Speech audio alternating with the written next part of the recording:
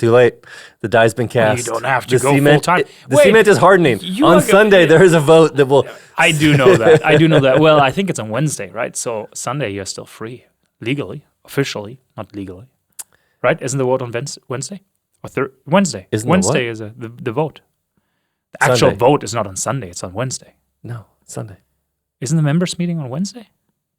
The members' class was on a Wednesday. Yeah, no, the business meeting is Sunday. I thought it's on The Wednesday. vote is on Sunday. No. What is on Wednesday? I have something on my calendar for Wednesday. Do we have the anything business on meeting? Wednesday? Not the business meeting. The business meeting is Sunday. There's no Wednesday business meeting. Oh, you're that big of a deal. They move a business meeting. There's no moving. It's been on Sunday for years. It's Sunday. We've never had a Wednesday business meeting as long as I've been here.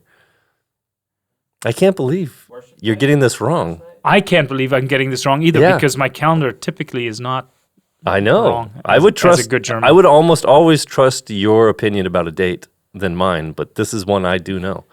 Okay, I'll look it up. All right. Look it up. There's nothing to look up. I'm the senior associate pastor here. I'm telling you, you're still doubting. I'm so arrogant. We'll see who's right. No, I'm pretty sure. Yeah, how arrogant of me. I hope that's recorded now. Maybe. Great. Samuel Matthias. Am I saying your last name right? Yeah. You're one of It's the like few a that says it right. hard T sound. Matthias. Yeah. Do people say Matthias?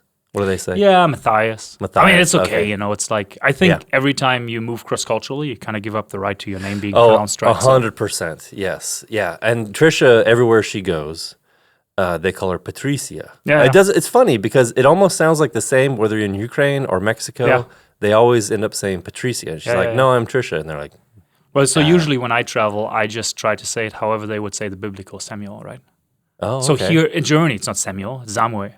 And when I came here, I just was Samuel. So my name already, Say it again the way a German would say it. Samuel. You are a German, so. Yeah. Huh. That actually sounds cooler. Well, thanks. Do you feel cooler in Germany than here? No. There's no place that you feel cool? No, not really. No. Samuel, you are the director of YWAM Salem. Do you hold any other titles? Wow. Have they got you on anything? Yeah, I'm on a regional team. So Mississippi West, US and Canada for YWAM. So there's called regional elders. Yeah. Wait, the region goes from Mississippi? West, US and Canada. Oh, that's a pretty good region. Yeah, it's a big piece of land. Yeah, that's a very big piece of land. lots of amazing YWAM ministries in it. So that's a privilege. I think most people that listen to this are going to know what Youth with a Mission is, but give me your quick, like, this is what Youth with a Mission is, what YWAM is. Right, so late 50s, Lauren Cunningham, young man, was in the Bahamas, getting ready to preach, and was asking the Lord, what is it that I should share on? Because missions really wasn't a thing for young people, right? And so he's like, how do I talk to them about missions, full well knowing that they won't really be able to do missions? Yeah. And so, so the Lord gave him a vision of waves. And so it became kind of a vision of waves of young people that go from everywhere to everywhere. And so YWAM started as a movement really to help young people engage the Great Commission. How long have you been in YWAM?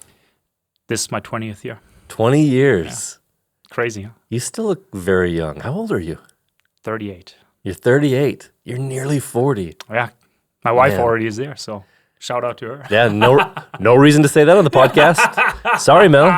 No, it's good. No, it's good. Good men marry up, so I'm happy. Yeah. Trisha's 6 months older than I am. Linda's just a little bit older than Bruce. Diana's just a little bit older than Jimmy. So I'm in good company. Most of our staff are that way as well. I always like to tease my wife because she's only 6 months older than I am. But I always like to say, like, I'm in my early 50s, you're in your mid 50s. Yeah. She doesn't think it's funny at all. No.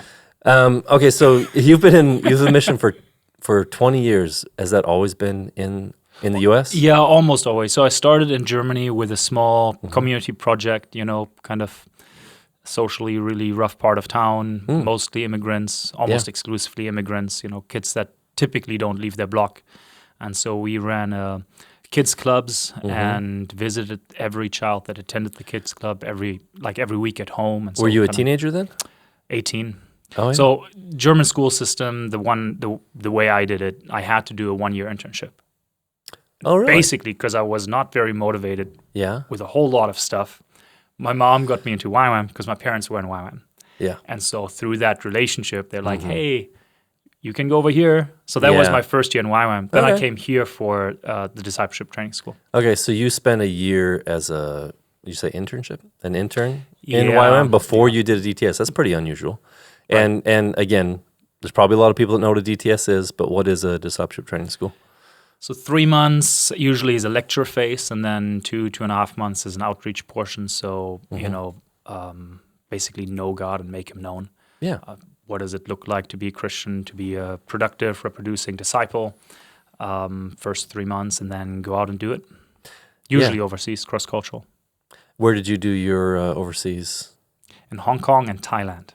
Oh, that's a good one. Yeah, it was amazing.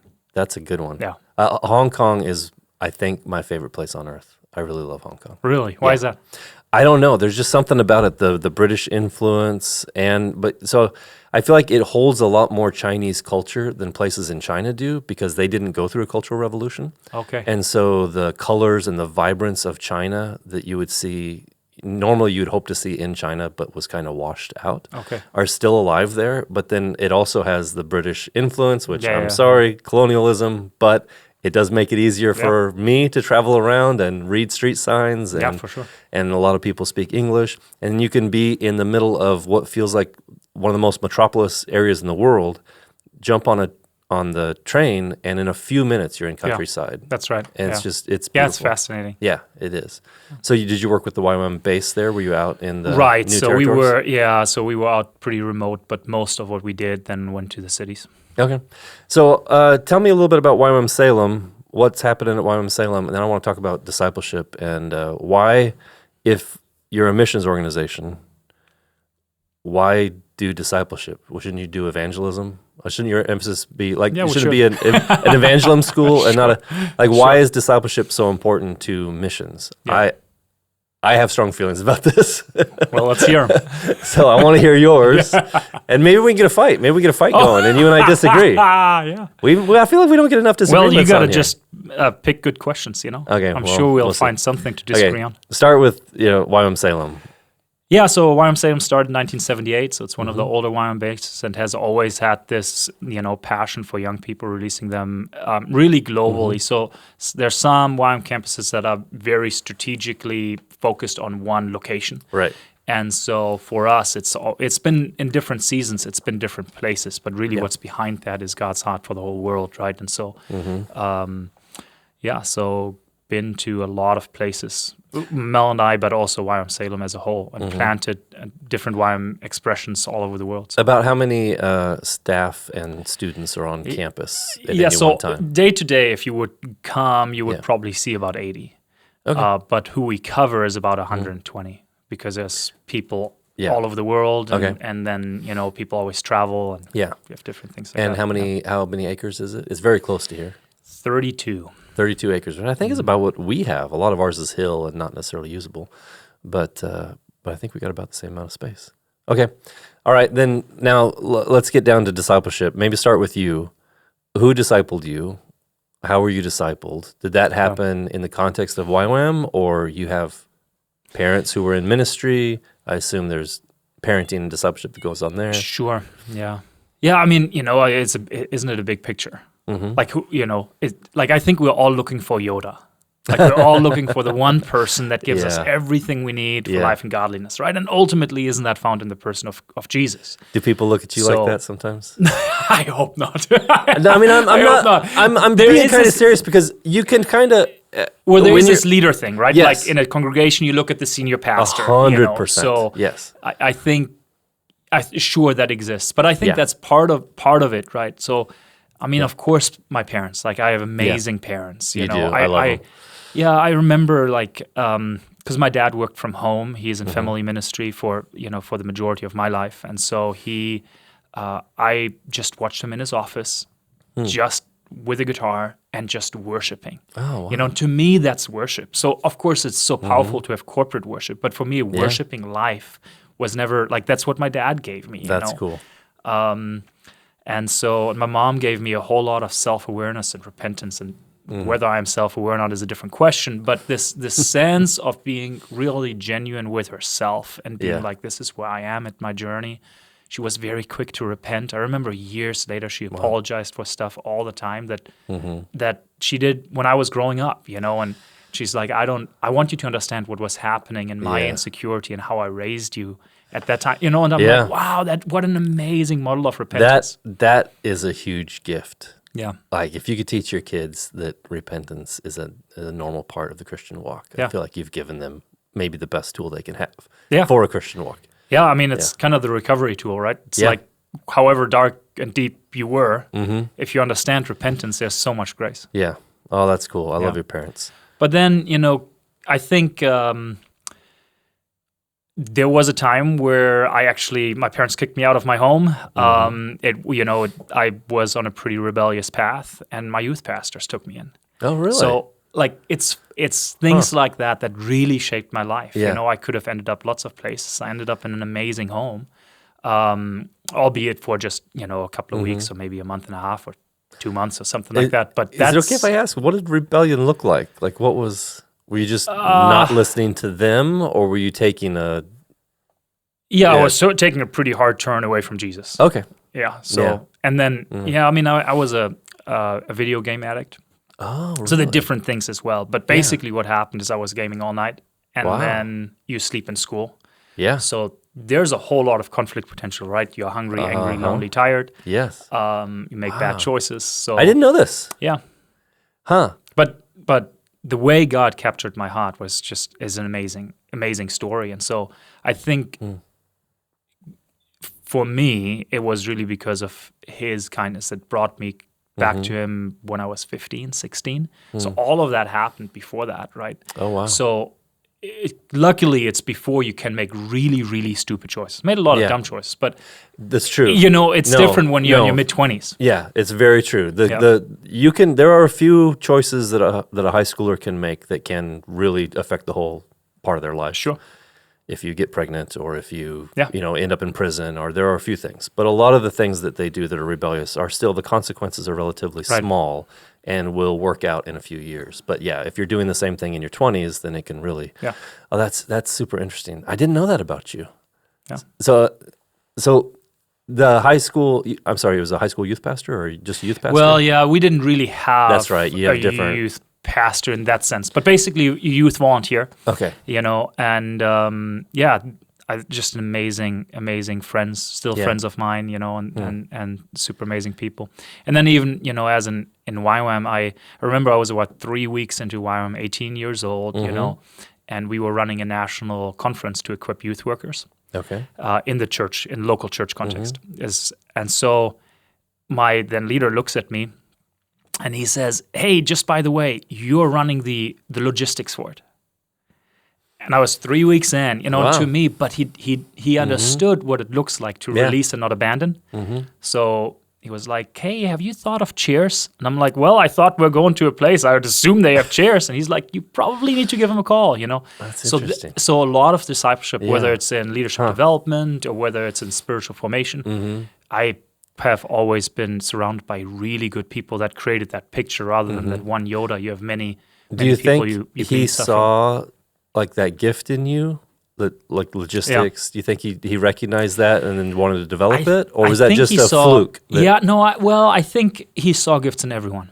Okay. He was just an incredible champion and awesome. like a talent spotter, So yeah. I don't know if we had enough time for him to even know that this is going to go well.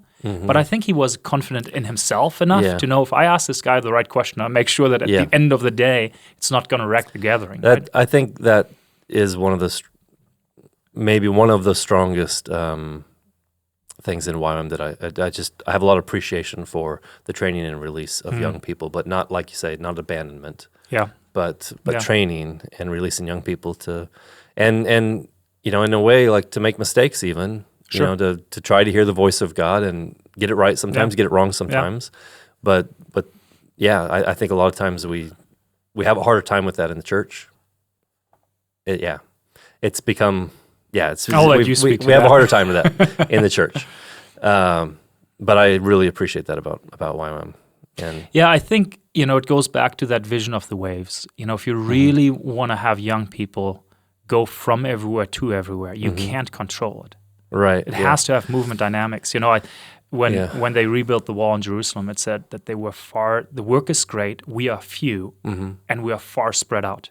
Yep. But he never said that as a rebuke. He just said, this is the reality of the call of God on our lives to rebuild that wall. And then he said, but when the trumpet blows, come gather here and the Lord will win victory. Yeah. And I think that's a good picture of YWAM. You kind of got to trust people to build the wall wherever they're at, but at the right time, let's rally around the word of the Lord. Has that been hard for you to fit in that framework? As a German, you mean? No. Why would you assume that I would think that? Yes. No, as you, because I don't know a lot of Germans, and not every German I know is Samuel, but you are, I feel like you're logistic, administrative, strategic. Those are some of the things that I feel like are a strength of you, as well as really high responsibility. Have you found it difficult, or is like, no, YWAM needs me and I need it? What has that been like? Yeah, I mean, it is. I think it is. We all want predictable outcomes. Yes, and it's hard sometimes to not know. But what exactly is gonna happen and how do I control it? But I think it's a blessing. I mean, honestly, for me and for my discipleship and for my walk with Jesus, to trust the freedom of the Spirit, to speak and to guide and to lead people, has kept all of that that gift that can become quite unbalanced and just seek to control and dominate more in check than if I were in an organization where I could just do it and that would have been normal. Yeah. Where you direct people more than maybe influence them.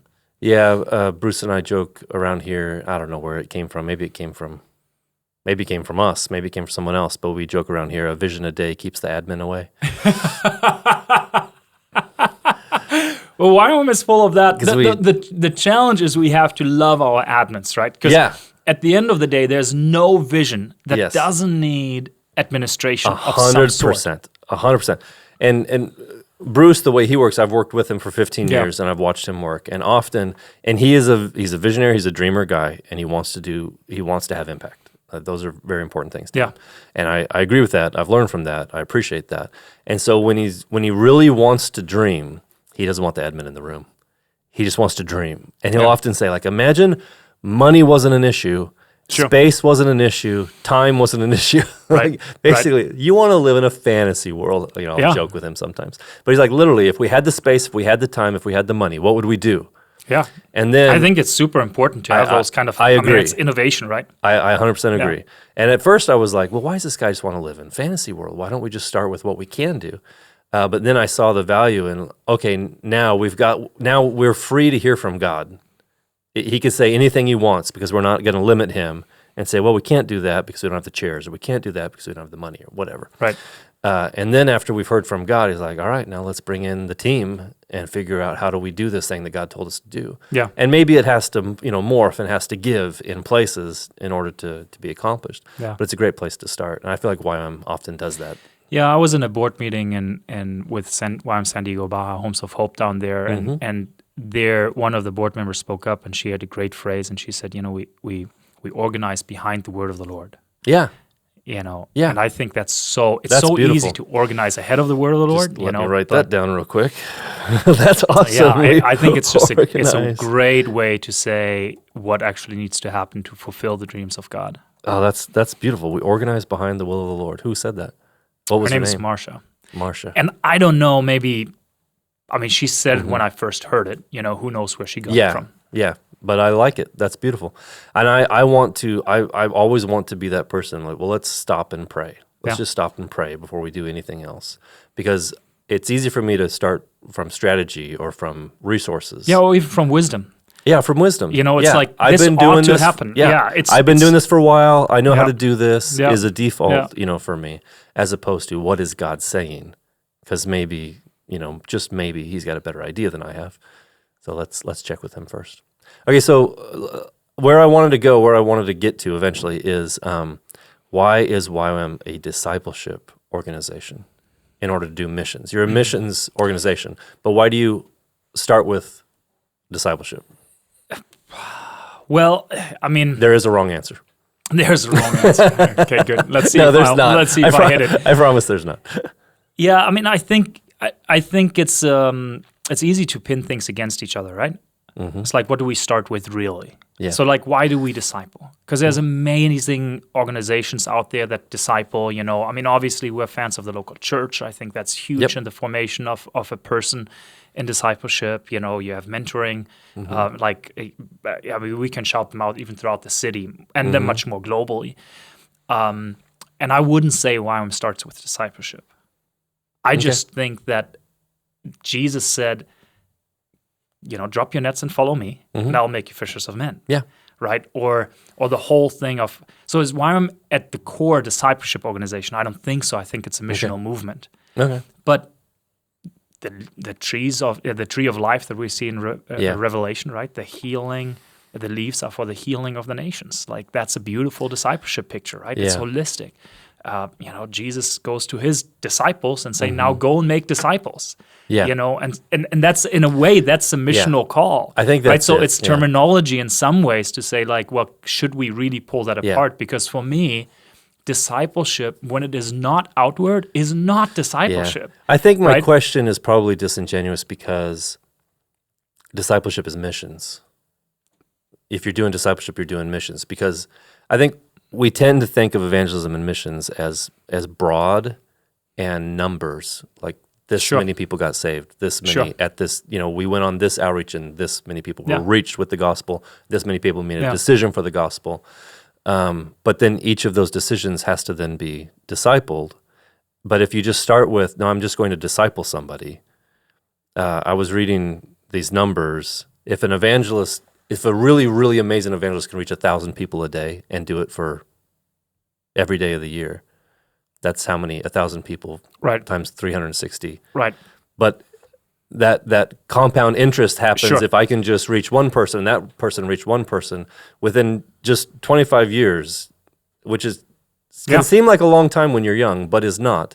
If that is really happening and one is reaching one, and then that multiplication takes place, you've passed up the evangelism. Right. And hopefully you've got people that are not just made a decision for Jesus, but are continuing to make a decision for Jesus every day. Yeah, I think, early in YWAM, Lauren and Darlene Cunningham, our founders, say, Darlene always shares a story. They drove down the road and Lauren looks at Dar and says, "What's wrong with my leadership?" And Dar's response was, "Well, I think you're a pretty decent leader. I don't know what you mean." He goes, "We only see addition. We're not seeing multiplication." Yeah. And I think that was such a, what a powerful sentence, right? Just Yeah. like, I only see growth, but I don't see movement. I only see addition, but Yeah. not multiplication. And was really the beginning of YWAM's training schools and the University of the Nations that we had. That's interesting. Is to multiply Yeah. people. And so the whole discipleship training school, which was the school of evangelism, and we recognize the people that we send out to do evangelism, they're just not equipped enough, right, in their own walk. So you go from discipleship training school into all these other schools where you can do your bachelor's, your master's, things like that as well, that are everything is field-based. It's it's harvest-focused. It's missional, and it's Right. multiplicational. Because if Yeah. we don't have those kind of things, we don't multiply disciples to then become reproducing disciples. Yeah. What are we doing? Leaders. I mean, even church growth, so the nations where you look at where there's the strongest church growth Yeah. or the most missionaries sent per capita, however you want to call that, Yeah. they're making disciple makers. Like that, Right. It's a home church type movement Yeah. where when something is over 12 or 20, you split and you start to, and you have, and I'm not Yeah. saying that's the model for the US, Yeah. but I think it's discipleship at its core. It's Right. like, hey, you are here to be discipled and at the same time disciple others. Yeah, I've been feeling that deeply here because we've seen growth for 15 years at Church on the amazing. Hill. Yeah, We've seen growth, but I very much relate to that conversation between Darlene and Lauren, the founders of YWAM, because it just feels like, well, there's a limit to this kind of growth for a church. Right. I mean, you can only add so much square footage. yeah, Eventually, there's going to be an end to that. especially if you want to pastor those people. If you just want to do a spectacle, then you can build a really, really big building. But Sure. still, if you want to disciple those people, there's a limit to how much square footage you have and how many leaders you have and what that looks like. But there's no limit to church planting. You can church plant forever. You can multiply that way. Church on the Hill could grow through church planting, and we're not there right now. We have not, other than the Kaiser campus, which was 15 years ago. We haven't planted a church. But I have a deep desire to see us do that kind of growth in the future.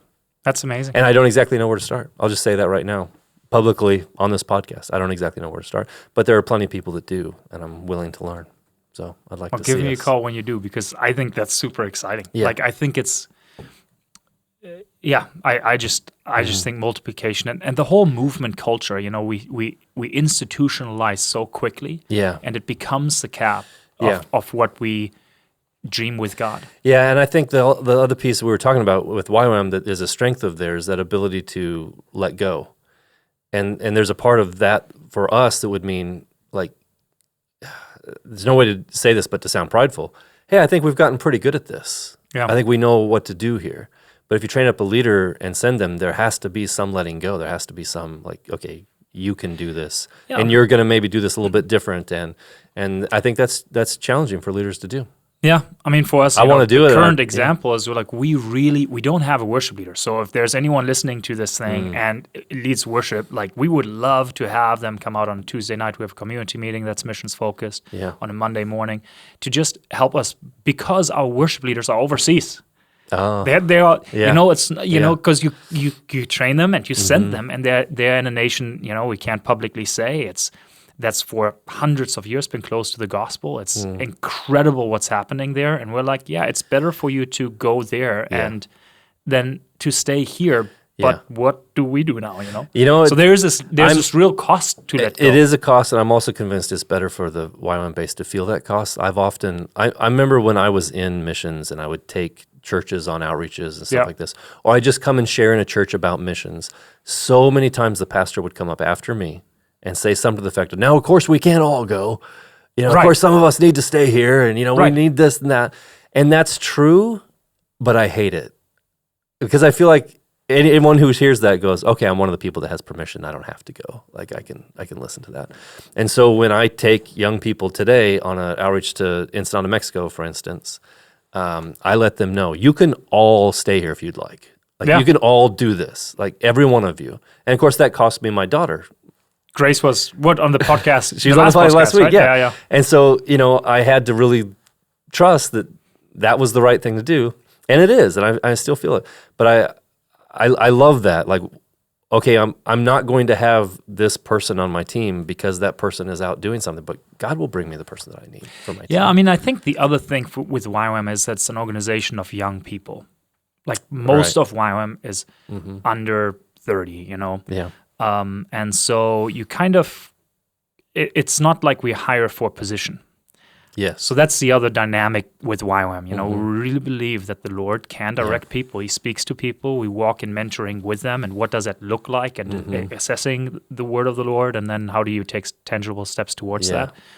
But that does mean easy in, easy out. You know, young people overall try to find their call, and it slowly emerges in their life, right? It's not like they wake up one day when they're 18 and say, this is what I'm going to do for the rest of my life. Some of them might, but the majority is on this journey, you know, and so we restrict the journey by saying you can't do this or that or the other. Now that I'm in my 50s, it's easier to look at life in decades. You know, when you're 20, it's pretty hard. So when I talk to a young person, I often tell them, like, if you're in your 20s, you know, try a little bit of everything. Try to hear the voice of God, and maybe he's going to tell you. And there are a few people I've met that are 18, and they know what God has told them to do, and then I watch them do that for 30 years. But most people in their 20s are going to do a little bit of everything. Sure. You know, they're going to work in 4 different departments in your YWAM base before they find really what they're like, oh, wow, I think my gifting matches my calling, matches, you know, the need, and that's where I'm going to be. So I often in the 20s, I'm like, you know, find someone who does know what God's will is for their life and go serve with them. Yeah. You know, it's like Moses and Joshua kind of thing. Yeah. If you're in your 20s and a guy can recruit you to go to wherever, and he knows exactly what he's supposed to do, go with him. Go serve. And maybe that'll be your spot, but maybe you'll just learn something from being around somebody who has heard the voice of God that you can then follow. Which I think that's why YWAM's university is modular. So it's in all these 3-month segments, 3 months lecture, and then you do 2 months outreach or so. Most of the schools have outreaches attached to it to actually apply what you learn. Yeah.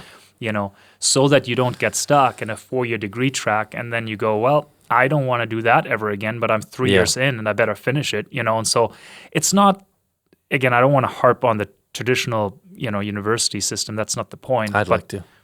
Well, you can do that, but because for me there's great value. So we have had several that came through our counseling schools, and they need, it's character, calling, and competencies. And if your space of ministry needs accredited counseling masters, you can't get that in YWAM. Right. You can actually do a counseling master's, but because we are global, we can't accredit in the US. Oh, so it's a technical thing. Okay. So. But if you need that, then you have. So we, the one that leads our counseling schools, his name is Gabriel. He attends church here, and he partnered with Corbin to get his master's in counseling. Oh. So I have great appreciation for good universities, but they tend to put you on degree tracks, 100%, that might or might not be relevant. Yeah. And so you are a young adult trying to find your way. Why don't you test a couple of things out, and see what really sticks? I think Grace changed her degree track 3 times, if I remember right. And the first time was like a weekend. Yeah. And which is the right time to do it. It's better than a year in, right? But you're right. Yes. You get on these rails and you're like, oh, like it's gonna be hard to get off these rails because now I've put all this money and time and effort into this. Yeah. And I think even in we're here to talk about discipleship and missions a little bit. Even in that, so much formation happens at that part of your life that you can carry into the whole, like whatever competencies you develop in your 40s, you still carry that character and spiritual formation. Yeah. Right. But if you just get so hard after competencies, you likely will not have the character to actually work in that, and likely no one is going to give you the role to do it either because you haven't proven yourself faithful. And I think you've just got to be a lifelong learner. You've got to be, because so many people don't work in their degree. Right. They just don't. And I would tell my daughters this when they were freaking out about, well, what if I don't want to do this, or what if, and I'd say, honestly, don't worry that much about it. Most employers just want to know that you can accomplish something. They want to see, like, okay, you can get a degree. You can work hard, so I'll hire you. And there are some that clearly you have to have this degree to get this job. But a whole lot of jobs out there just want to see that you can get a degree. Okay, I got another question for you. This one is Are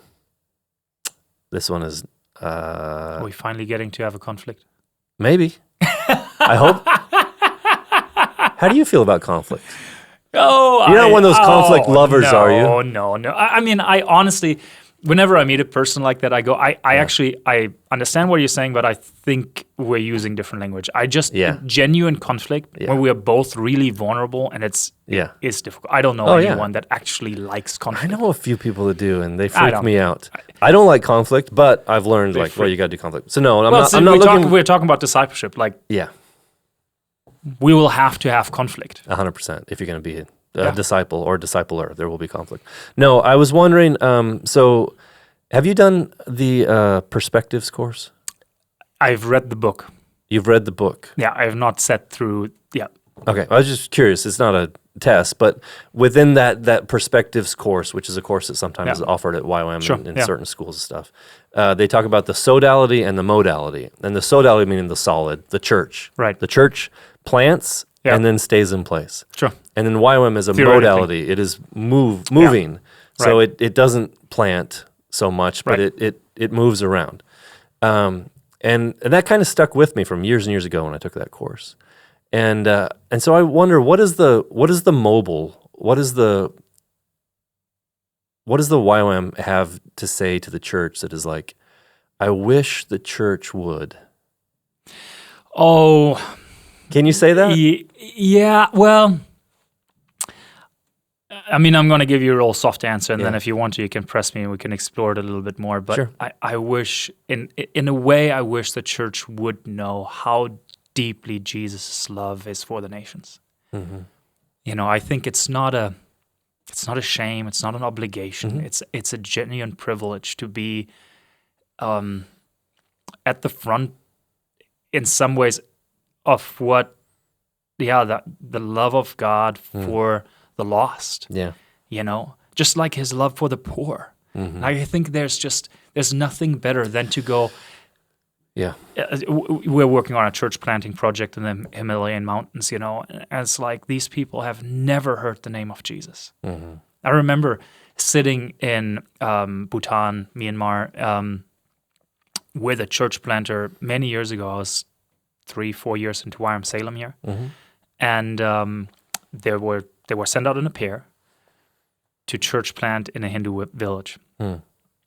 And they had received several death threats, and then there was finally that night where someone told them, hey, they're on their way over. Yeah. So they fled their house, they fled through the jungle, through the night, they hitchhiked to the train station. They had only money for one ticket, so one of them went on the train to go to the city where me and this guy that took me were, because they had heard we came to that town. And he sat across the bed from me, and all he asked was, brother, can you pray for me? And I just go, who am I? Yeah. Like, who in the world am I? But I can't pray. And sometimes the most fruitful ministry was when I had nothing to give and just said, Jesus, you just got to do this thing. And I think when we are in those places, like that would be my call to the church. Yeah. Get desperate into the place where you have nothing to fall into but Jesus.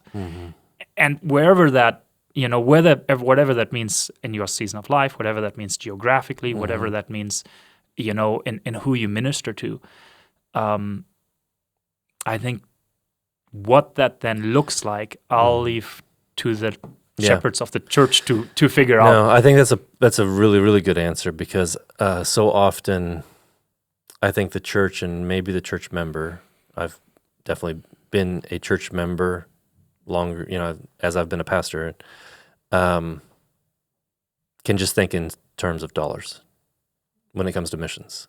Like, oh, we should give more. Well, we should. Sure, yeah, but I think I think what you said was the heart of, if we understood how much our Heavenly Father loved the lost, then it wouldn't be like, what can I budget? Maybe I should budget a little bit more. Yeah. Maybe I should give a little bit more. But all the giving, all the going, like I would encourage anyone every year go on a missions trip. Keeps you rooted, keeps you grounded. It keeps you seeing real need, real spiritual, real physical need. It takes you out of your comfort zone, into a learning thing. However, even that can become an exercise. Yes. Right, and so what is it? What's the call into freshness? What's the call into God's love that He has for me today? And I have had those seasons of staleness as well. Like I've done for 20 years, and I caught myself being like, "Oh, I just do what I do." Yeah, and that's not right. Yeah, like that is not filled with passion and love. You know, and so what does that look like to come back to? Yeah. The overwhelming love of the Father, who sent His Son. I think for a lot of guys, I don't know if this is true of girls as well in missions, because my wife and I had different experiences in missions. Because my experience was, we're going to go smuggle Bibles into China. Sweet. Sure. That's exciting. That's awesome. We're going to go, we're going to go into a war zone in Kosovo. This is amazing. I can't believe I get to do this. It was exciting. Yeah, for sure. It was thrilling. And I was seeing, I was in the will of the Lord, and there was just a joy in it. But then the excitement wore off, and it was just, I'm going to get on another 15-hour plane ride. Yeah. And need to learn to say, where's the baño in another language. And I'm going to have to, meet a bunch of people that maybe don't care. And I just like, okay, I'm done having fun with this. I remember having this conversation with God, like, God, what happened? This used to be the best thing in the world, and now, like, I don't care if I ever get on another plane or do it. And He had to completely switch my motive behind it, because I was doing it. I was doing it because I loved God, but there was so much of me in it. Sure. So much just like, this is going to be a great story. This is an adventure, and it's a great story. Yeah. And I had to really, it moved to a place of lordship, like, oh, I'm doing this even though it's not fun anymore, or it's not, and it's still, obviously joy came back. That was just a season, but there were times when I'm like, yeah, I don't actually want to go here or do this, but it is the will of the Lord, and then there will be joy in it, in obedience. Well, I mean, I think it's both sides, right? So you have those moments of incredible joy and incredible release and just, freedom, and you love it, right? And then there's also the reality of the way the walk of every disciple leads to the cross. There's you cannot follow Jesus, and you usually have that Mount of Olives, right? This like, I don't want to do this, but not my will, but your will be done. That comes before you actually take up your cross. So I think wherever you are right now, you can make that decision. And you talked about that last week with grace, right? This thing of, is there something unsurrendered? I'm not saying that is what you do right now, but are you willing? Are you saying, I will pick up my cross, Yes. And then the moment will come, because you can't have the power of the resurrection without the death of the cross. Yeah. And I think for me, so often it's been after this season of being like, God, I will stay committed and the feelings will return. But I will never give up. Like, I hear your voice in detail. I do what you say, and I will never give up. Yeah. And when it comes to this, all I have left is a never giving up piece. Yeah. Isn't that often right before you enter back in that season of fruitfulness? Oh, yes, totally. And so how many times do we rob ourselves of that great joy? A couple weeks ago, I shared on a Sunday, maybe some people heard, some people didn't, but one of my favorite mission advertisements I've ever seen. I remember there's another one that has affected me deeply. I don't know. Ads work, people, I guess, is the lesson. But this ad was just, I think it was like 4 or 5 Muslim women in full, garb where you couldn't even see their eyes. They just, looked like, they were all sitting, on the ground outside. And it just looked like, to an American at least, it just looked like, that looks hard. That looks like hard ground, And underneath it, all it said was, if no one believes, we should still go. If no one believes. And I was like, that's amazing. Oh, it just got me so hard. I'm like, yeah. Come on. It's not about, man, it'd be great to come back with a story of numbers and all this, but what if it's just obedience?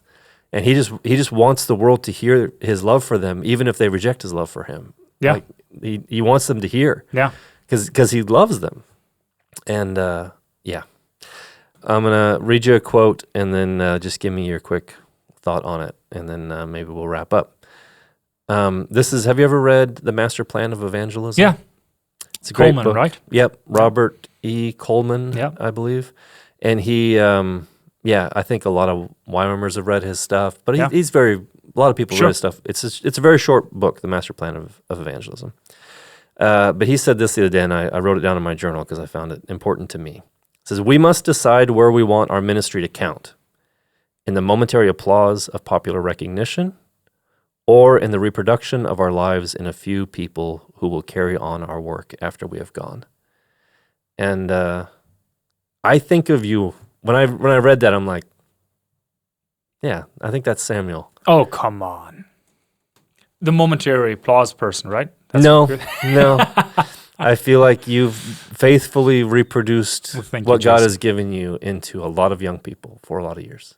Thank you, Jason. Yeah, I thank you because it has affected the city, it has affected my church, and it has affected the world. So I hope you keep doing that and believe it. Yeah, I mean, I just said it. Hear the voice of the Lord in detail and do it. Never give up. Yep. Well, thank you. Your friendship has meant a lot to me. I know we don't necessarily get to do a lot together, but one of the things I've always appreciated about YWAM, when I was in YWAM, is we'll eat like lunch together. It's community, so a lot of times you'll eat food together. Yeah. So I could sit down across the table from someone who's pretty brand new in YWAM, and maybe I've been there 10 years, but we could connect very deeply because we both have a shared goal. Yeah, and let me just, maybe to wrap us up, say one thing about this lunchtime. You also have a shared sacrifice, which probably Yes, exactly. bonds you more than Yes. the shared goal. We've both given up something to be Right. here. But I think every discipleship happens formal, informal, and non-formal. And I think that's where YWAM's strength really is. It's not that we have the best lectures. Honestly, most of what we teach is very foundational, biblical, Yep. elementary gospel type stuff because it needs Yeah. to be multipliable in young people and Yep. cross-cultural. Yeah. So you can't get too fancy anyways, even if you could. Yeah. But what sets us apart, I think, is the non-formal and informal. Yes. We spend so much time hearing the word of the Lord together in prayer Yeah. times and worship times. So that non-formal, but it's Yeah. still kind Association. of there's Yeah. but the informal that we live together. Yeah. Like- Jesus spent time with the disciples. I think ultimately much young time. people look for fellowship, Yeah. especially as a nuclear family breaks apart. They look for belonging, Yeah. right? And they can find that in ecclesiastical Yeah. communities Yeah. versus in a formal learning setting, and I think that's where discipleship is going, and I think that's where missions is going. Yeah, I had a pastor when I was in YWAM ask me, like, can we please, can you bring that teaching here? And I just had to think about it for a little bit, and I'm Yeah. like, oh, actually, you've got it. Right. You don't need any of the teaching we have. I've been around you. You've got all of our Yeah. teaching. The difference is we spend more time with them, and they've sacrificed something to hear it. Yeah. Where the people you're speaking to, Yeah, and we continue to call yeah. them to sacrifice, Exactly. right? Like you think you sacrifice something to be in lecture, yes. now leave everything you know and go overseas, Yeah. Yep. So, There's power in that. yeah. All right. Again, thank you very much. Yeah, I thanks for appreciate having you. me. Appreciate your family very much. Your wife is wonderful. I always love to see her and connect with her. She's a better one and the older one. All right. Thanks, Church on the Hill. I will see you on Sunday. God bless.